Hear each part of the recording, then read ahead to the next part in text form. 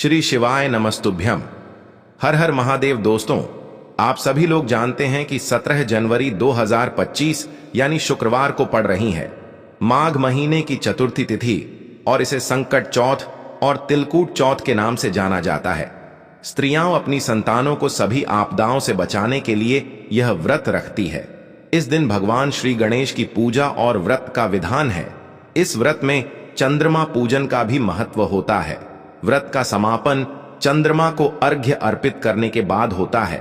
ऐसा माना जाता है कि इस व्रत के माध्यम से सभी इच्छाएं पूर्ण होती हैं। और दोस्तों, ये वो तिथि है जो माघ में पड़ने वाली सबसे बड़ी तिथि है, क्योंकि यह शुक्रवार के दिन पड़ रही है और इसका बहुत ही बड़ा और विशेष महत्व होता है।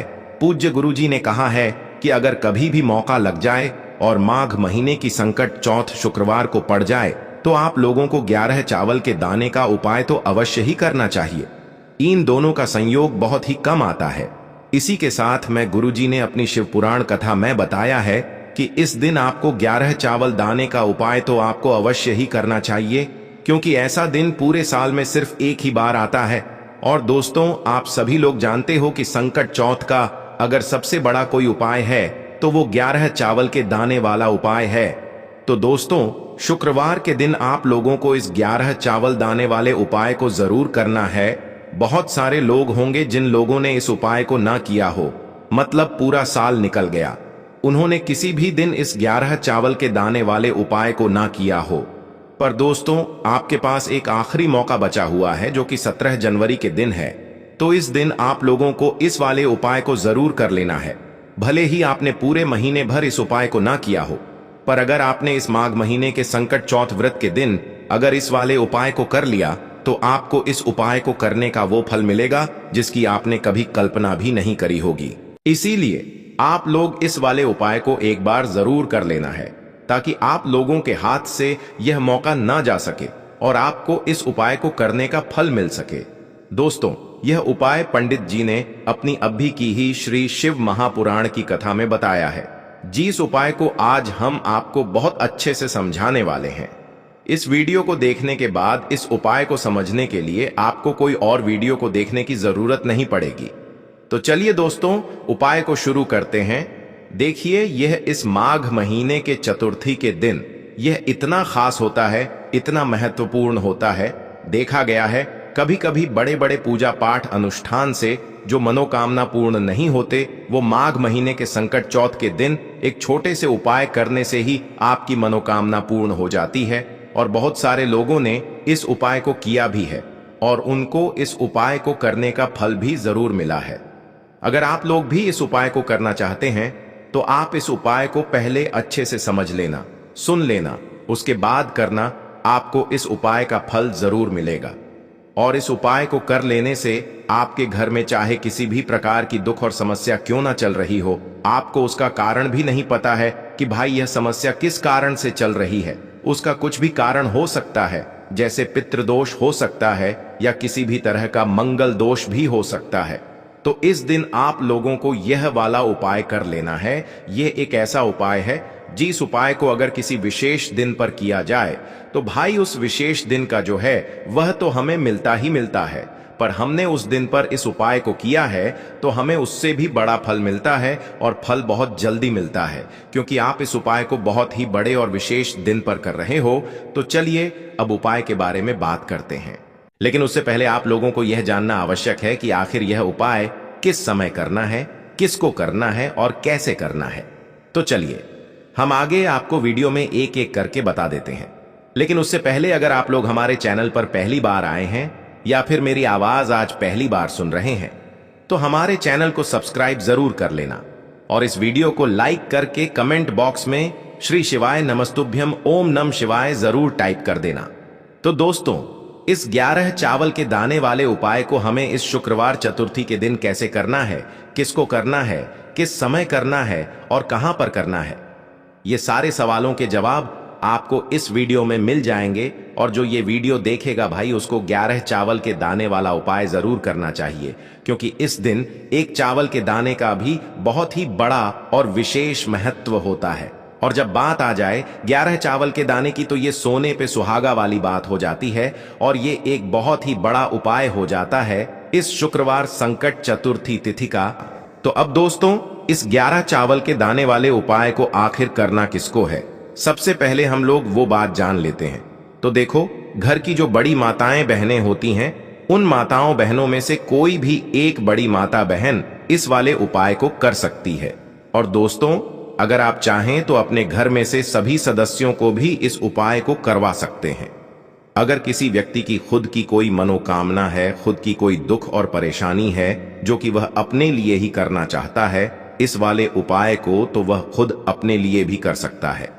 बाकी अगर कोई घर में से ऐसा है जो कि अपने पूरे घर परिवार की सुख और शांति के लिए ये वाला उपाय करना चाहता है, तो भाई वह भी कर सकता है, उसमें भी कोई दिक्कत वाली बात नहीं है।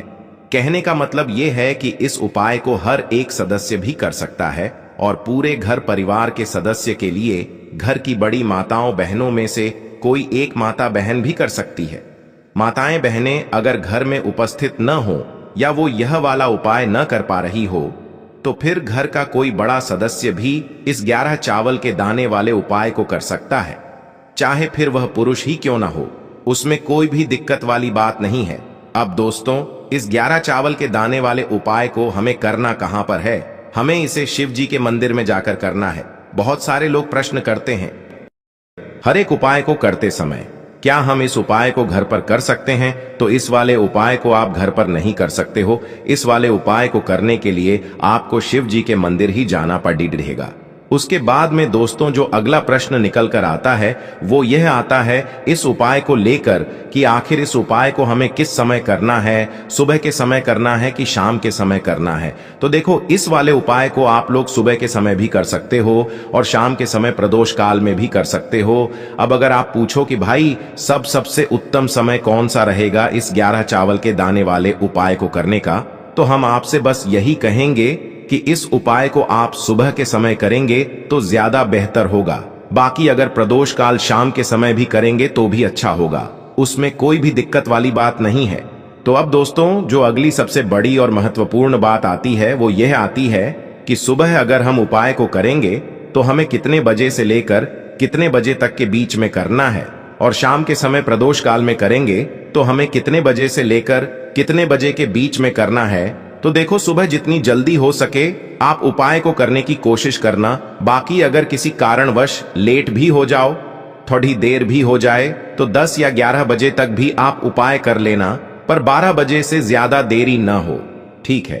इस बात का ध्यान रखना। उसके बाद में दोस्तों, अगर शाम के समय प्रदोष काल की बात करें, प्रदोष काल का जो समय होता है वो शाम के 6 बजे से शुरू हो जाता है। मतलब शाम के 6 बजे से लेकर 7 बजे के बीच का जो समय होता है, ये समय प्रदोष काल का समय होता है। पर अभी जो मौसम चल रहा है, इस मौसम में जो है शाम बहुत देरी से होती है। तो आप इस उपाय को 7 या 8 बजे के बीच में भी कर सकते हो। मतलब शाम के 6 बजे से रात 8 बजे के बीच में आप कभी भी इस वाले उपाय को कर सकते हो, उसमें कोई भी दिक्कत वाली बात नहीं है। अब दोस्तों, यहां पर इस उपाय को लेकर एक और सबसे बड़ी बात यह निकल कर आती है कि इस 11 चावल के दानों को हमें लेना कहां से होता है, और हमें इस उपाय को करने के साथ में क्या और कुछ भी सामग्री ऐसी होती है जो शिव जी के मंदिर लेकर जानी पड़ती है। तो देखो, यहां पर हम आपको बता दें, सबसे पहले आप लोग ये जान लो कि यह जो 11 चावल के दाने वाला उपाय है, सिर्फ और सिर्फ आप उपाय की सामग्री लेकर कभी भी शिव जी के मंदिर मत जाना, क्योंकि हमें भगवान के सामने यह नहीं दर्शाना है कि अगर हम भगवान शिव जी के मंदिर आए हैं तो अपने फायदे के लिए आए हैं। तो इसलिए जो भी पूजन सामग्री है, उपाय सामग्री है, 11 चावल के दाने, इसके साथ में आपको पूजन सामग्री भी जरूर लेकर जाना है। देखो, अगर सुबह के समय उपाय कर रहे हो तो सीधी सी बात है, 1 लोटा जल तो आप लेकर जाओगे ही जाओगे। वही 1 लोटा जल अगर मिट्टी का जल हो तो बहुत अच्छा रहेगा। मिट्टी का जल कैसे बनाया जाता है, इसके लिए हमने पहले से बहुत सारी वीडियोस बना दी है। आपके पास इस दिन एक आखिरी मौका रहेगा मिट्टी का जल शिव जी पर चढ़ाने का और उपाय को करने का। बहुत बड़ा आपको इस दिन फल मिलेगा।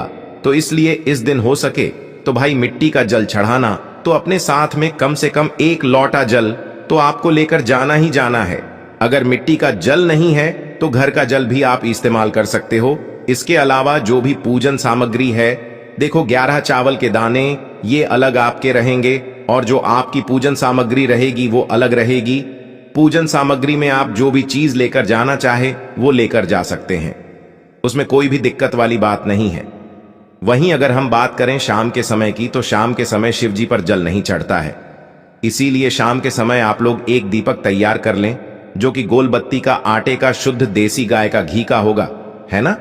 इस बात का आप लोगों को ध्यान रखना है और इस दीपक को आपको घर से जलाकर नहीं लेकर जाना है, भगवान शिव जी के मंदिर में जाकर ही जलाना है। इस बात का भी आप लोगों को ध्यान रखना है। अब दोस्तों यहां पर हमें इस बात को समझना है कि यह 11 चावल के दाने हमें लेना कहां से है। क्या हमें दुकान से लेकर आना है या हमें अपने घर से लेना है या कहां से लेकर आना है और कौन से चावल लेना है, क्योंकि चावल भी बहुत प्रकार के होते हैं। तो देखो इन सभी सवालों के जवाब आप लोग एक बात में सुन लो कि भाई ये जो उपाय है, इस उपाय में आपको ये नहीं देखना है कि भाई कौन से चावल है कौन से चावल नहीं है। बस जो भी चावल ले रहे हो वो चावल का दाना सबूत होना चाहिए, मतलब साबुत होना चाहिए, टूटा हुआ नहीं होना चाहिए, कटा पिटा नहीं होना चाहिए। ये बात आपको ध्यान रखना है। बाकी आपका चावल बासमती हो या सादा चावल हो या कोई सा भी चावल हो, उसमें कोई भी दिक्कत वाली बात नहीं है। तो सीधी सी बात है कि आपके घर के रसोई घर में जहां पर आप भोजन बनाते हो, वहां पर जो भी चावल आपके उपस्थित हो, उन चावलों में से अपनी 1 कटोरी भर लेना या 1 मुट्ठी चावल अलग से निकाल कर रख लेना, क्योंकि हम 11 चावल ही यहाँ पर इस उपाय में लेने वाले हैं, तो हमें यह चावल के दाने गिनकर निकालने पर डढ़ेंगे। इस बात का आप लोगों को ध्यान रखना है। तो अपने उस चावल की कटोरी में से या चावल में से 11 ऐसे चावल के दाने आप लोग निकाल लो जो कि टूटे हुए ना हो, कटे पिटे ना हो, जिनमें कोई दाग ना लगा हुआ हो, है ना। अच्छे साबुत चावल के दाने 11 दाने आप लोग निकाल कर रख लो और इन्हें किसी भी एक कागज की पुड़िया में या किसी एक छोटी सी कटोरी में आप लोग रख लो, ताकि यह सुरक्षित रहे। आपके एक भी चावल का दाना इधर उधर ना हो और आपका उपाय भी पूरा अच्छे से हो जाए। तो भाई जैसे ही आपका उपाय की जो सामग्री है, 11 चावल के दाने ये तैयार हो जाते हैं, उसके बाद मैं आपको जो भी अपनी पूजन सामग्री है, सुबह के समय कर रहे हो तो 1 लोटा जल या पूजन सामग्री जो लेकर जाना चाहो उसकी भी तैयारी कर लेना। और शाम के समय जा रहे हो तो भाई अपना जो दीपक है उसे तैयार कर लेना, ठीक है। और उपाय को करते समय शुद्धता का विशेष रूप से ध्यान रखना, ठीक है। सुबह सुबह स्नान करने के बाद ही उपाय को करने की आप लोग तैयारी करना। उसके बाद अगर शाम के समय की बात करें तो शाम के समय आपको स्नान करने की जरूरत नहीं है, पर शुद्धता का ध्यान रखना है। आपको स्नान तो नहीं करेंगे, आप हाथ मुंह धोकर भी इस वाले उपाय को शाम के समय प्रदोष काल में कर सकते हैं, इसमें कोई दिक्कत वाली बात नहीं है। तो आप अपने उपाय की पूरी सामग्री तैयार करके आपके पास ही में जो आपका शिव मंदिर हो वहां पर पहुंच जाइए। सबसे पहले शिव मंदिर में जाकर आप लोगों को उपाय नहीं करना है, पहले भगवान के दर्शन करना है, भगवान से आशीर्वाद प्राप्त करना है, फिर शिव जी की शिवलिंग के पास में आना है। शिवलिंग के पास में आने के बाद आप जो पूजन सामग्री लेकर आए हुए हैं, जैसे कि सुबह गए हुए होंगे तो 1 लोटा जल और जो भी पूजन सामग्री लेकर आए हैं आप उनसे भगवान शिव जी की पूजन कीजिए। सबसे पहले तो 1 लोटा जल ही चढ़ेगा, उसके बाद में आपकी पूजन सामग्री चढ़ेगी। उसके बाद में अगर दोस्तों शाम के समय अगर आप इस उपाय को कर रहे हो तो अपने साथ में कम से कम 1 जो दीपक है गोल बाती का जो आप अपने साथ में लेकर गए हो, उस दीपक को मंदिर में जाकर अपनी माचिस से जलाना है और उस दीपक को शिवलिंग के पास में रखना है, ठीक है। इस दीपक को रखने के बाद ही आप लोगों को अपना ये वाला उपाय शुरू करना है। और दीपक को ज्यादा पास में मत रखना, वैसे भी गर्मी पड़ रही है, भगवान शिव जी को आंच नहीं लगनी चाहिए, है ना। तो भाई जैसे ही आपकी पूजा अर्चना हो जाती है, आप भगवान शिव जी को प्रसन्न कर लेते हैं। उसके बाद में शिवलिंग के पास ही में आप कहीं पर बैठ जाइए, सामने या आसपास जिस जगह पर आपको बैठना हो वहां पर बैठ जाइए और अपने वह 11 चावल के दाने अपने सामने निकाल कर रख लीजिए, क्योंकि अब यहाँ पर उपाय को यहाँ पर करने की आपको तैयारी करना है। और इस तरीके से जब आप उपाय करेंगे, पूजन सामग्री करने के बाद, पूजन अर्चना करने के बाद तो आपको उपाय का फल बहुत जल्दी और बहुत बढ़ा होकर मिलेगा। तो अपने 11 चावल के दाने अपने सामने निकाल कर रख लेना। और यह जो उपाय है यह आपकी सीधे हाथ की हथेली से होगा, इसलिए इस बात का भी विशेष रूप से ध्यान रखना है। तो सीधे हाथ की हथेली का प्रयोग करके ही आप लोग अपना इस वाले उपाय को करना। पर अपने सामने जो भी आपकी कागज की पुड्डियां है उसको खोल कर रख लो, या कटोरी है तो भाई उसे अपने सामने रख लो और अपने वह 11 चावल के दाने निकाल लो। ठीक है। उसके बाद में दोस्तों अब आपको क्या करना है कि शिवलिंग आपके सामने होगी, तो आपने वह 11 चावल के दाने एक एक करके आपको शिव जी के शिवलिंग के ऊपर चढ़ाना है। कहां पर चढ़ाना है? शिवलिंग के ऊपर चढ़ाना है, और कहीं पर भी नहीं चढ़ाना है। आपको अपने हथेली से तो शिवलिंग के ऊपर चढ़ना है, भले ही फिर वो अपने आप जलाधारी पर गिर जाए या मतलब वहीं पर गिर जाए, उसमें कोई दिक्कत वाली बात नहीं है, पर आप चढ़ाओ शिवलिंग के ऊपर ही। तो आपको क्या करना है, अपना पहला चावल का दाना उठाना है, श्री शिवाय नमस्तुभ्यम बोलना है और शिवलिंग पर चढ़ा देना है। इसी तरीके से दूसरा चावल का दाना उठा है, शिवलिंग पर चढ़ाना है और मंत्र बोल देना है। और फिर तीसरा चावल का दाना उठाना है, श्री शिवाय नमस्तुभ्यम बोलना है और चढ़ा देना है। इसी प्रकार से आपको पूरे 11 चावल के दाने एक एक करके शिव जी के शिवलिंग के ऊपर चढ़ाना है और भगवान से प्रार्थना करते जाना है। मतलब प्रार्थना तो आपको आखिरी में करना है, पर हर एक चावल के दाने को चढ़ाते समय श्री शिवाय नमस्तुभ्यम जरूर बोलना है। उसके बाद ही में यह चावल का दाना शिवलिंग के ऊपर आपको चढ़ाना है। जैसे ही आपके 11 चावल के दाने शिवलिंग के ऊपर चारहच जाते हैं, तो भाई उसके बाद में आपको क्या करना है, भगवान से अपनी मनोकामना बोलना है। मनोकामना भी कब बोलना है? जब आपका 11 चावल का दाना आपके सीधे हाथ की हथेली में हो और आप उसे चढ़ाने के लिए जा रहे हो। श्री शिवाय नमस्तुभ्यम बोलकर उस आखिरी चावल के दाने को शिवलिंग के ऊपर चढ़ा देना और भगवान से फिर अपनी वह मनोकामना बोल देना, जिस मनोकामना के लिए आप लोग अपना यह वाला उपाय कर रहे हो। जिस भी दुख और परेशानी के लिए आप लोग अपना यह वाला उपाय कर रहे हो, उसके बाद में जैसे ही आप अपनी मनोकामना बोल देते हो, आपका यह वाला उपाय पूरा हो जाता है। पर दोस्तों उपाय को करने के बाद आप लोगों को 2 मिनट भगवान शिव जी के मंत्र का जाप जरूर करना है। और मंत्र का जाप करने के बाद भगवान से एक और बार प्रार्थना करना है अपनी मनोकामना के लिए, या अपनी जो भी दुख और परेशानी है उसके लिए। इसके बाद में आप लोग भगवान को देखकर भगवान से प्रार्थना करके उनसे आशीर्वाद लेकर वहां से उठ सकते हैं और अपने घर पर जा सकते हैं। बस दोस्तों यहां पर यह वाला उपाय पूरा हो जाता है। इस तरीके से जो भी व्यक्ति छोटी छोटी चीजों का ध्यान रखते हुए इस 11 चावल के दाने वाले उपाय को करेगा, निश्चित सी बात है उसे उसकी मनोकामना जल्द ही पूर्ण होगी और जो भी दुख और परेशानी है वो भी बहुत ही जल्दी दूर होंगे। और दोस्तों अगर आपको हमारी ये वीडियो पसंद आई हो तो हमारे इस वीडियो को लाइक और चैनल को सब्सक्राइब जरूर करें।